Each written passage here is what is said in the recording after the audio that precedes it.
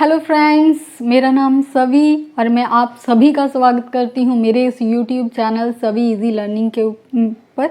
और आज जो है हम डिस्कस करेंगे चैप्टर नंबर 1 हमने स्टार्ट किया हुआ है। तो लास्ट वीडियोस जो थी वो मेरी इंडस्ट्री के ऊपर थी। प्राइमरी इंडस्ट्री और सेकेंडरी इंडस्ट्री हम ऑलरेडी कर चुके हैं। अब नेक्स्ट जो टॉपिक है that is tertiary industry. Tertiary industry को स्पोर्टिव इंडस्ट्री भी कहा जाता है। कारण क्या है? क्योंकि ये प्राइमरी और सेकेंडरी इंडस्ट्री को सपोर्ट करता है फंक्शनिंग में। और ये टर्शरी इंडस्ट्री हैं जो बिज़नेस की एक्टिविटीज़ हैं, जो डिफरेंट ये दोनों इंडस्ट्रीज़ की जो एक्टिविटीज़ हैं वो स्मूथली चलती रहे। इसकी चाहे वो प्रोडक्शन की प्रोसेस है या फिर जो सर्विसेज क्रिएट की जा रही हैं तो वो बिना किसी रुकावट के जो हैं वो चलती रहें। तो इसीलिए टर्शरी इंडस्ट्री उसको सर्विसेज प्रोवाइड करती है और इन दोनों इंडस्ट्रीज़ को असिस्ट करती है।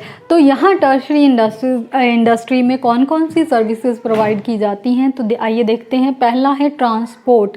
ट्रांसपोर्ट के माध्यम से क्या है, एक प्रोडक्ट को या फिर कह लीजिए रॉ मटेरियल को यहाँ से वहाँ लेके जाना या प्रोडक्ट को यहाँ से वहाँ लेके जाना, तो ये जो चीज़ें हैं ये किसके थ्रू आती हैं? ट्रांसपोर्टेशन के थ्रू। तो इसके बिना जो है वो बिज़नेस एक्टिविटीज़ बिल्कुल थम जाएंगी, रुक जाएंगी। तो ये बहुत महत्वपूर्ण है।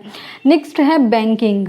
तो बैंकिंग है जो वो डिफरेंट बिजनेस को है जो या इंडस्ट्रीज़ को जो है क्रेडिट फैसिलिटीज़ प्रोवाइड करती हैं। इसके साथ साथ ही लेन देन जो हैं एक जगह से दूसरी जगह पैसे का जो एक्सचेंज है उसको भी असिस्ट करती है। तो बैंकिंग जो है पैसे की कमी को दूर करती है। यहाँ पे अगर बात करें इंश्योरेंस की तो बिज़नेस में बहुत ज़्यादा रिस्क होता है, तो हमें नहीं पता फ्यूचर में प्रॉफिट होगा या लॉस होगा।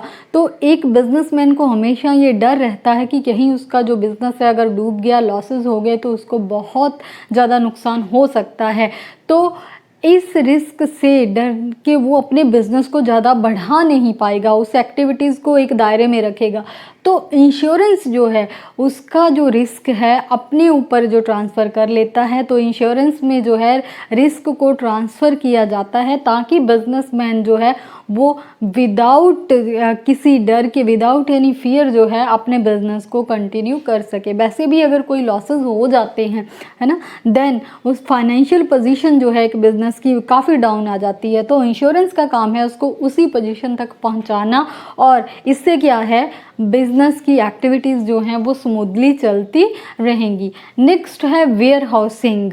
तो जो भी प्राइमरी या फिर सेकेंडरी इंडस्ट्री में जो है प्रोडक्शन की जाती है तो वो कहीं ना कहीं, तो क्योंकि जिस समय वो प्रोडक्शन की गई है उसी समय उसको यूज़ नहीं है, उसकी कंजम्पशन नहीं है, तो उतने समय के लिए उनको कहीं ना कहीं पे रखा जाएगा। तो वेयर हाउसिंग, जिसको आप स्टोर्स भी कह सकते हैं, तो वेयर हाउसिंग उन गुड्स को जो है प्रोटेक्शन प्रोवाइड करता है और उनको जो है स्टोर करके रखता है। जैसे आपने इसके एग्जांपल देखे होंगे कि आपके आसपास कहीं ना कहीं आलू के गोदाम होते हैं, स्टोर्स होते हैं, है ना। ऐसे ही स्टोर्स जो हैं पर्टिकुलर इन्वायरमेंट प्रोवाइड करते हैं और उसको डिफरेंट सीजनल इफ़ेक्ट्स से जो है बचा के रखते हैं। समटाइम्स वेयर हाउस जो है क्वालिटी को मेंटेन करने में या फिर क्वालिटी को बढ़ाने में भी हेल्पफुल रहते हैं।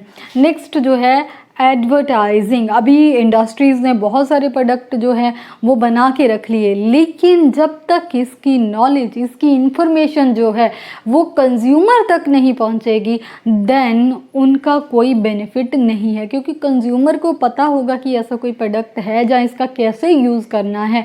तो यहाँ पे लैक ऑफ इंफॉर्मेशन के कारण भी जो बिज़नेस एक्टिविटीज़ हैं वो इफ़ेक्ट हो सकती हैं। तो एडवर्टाइजिंग जो है वो इंफॉर्मेशन पहुंचाती है कस्टमर्स तक किसी भी पर्टिकुलर प्रोडक्ट के बारे में।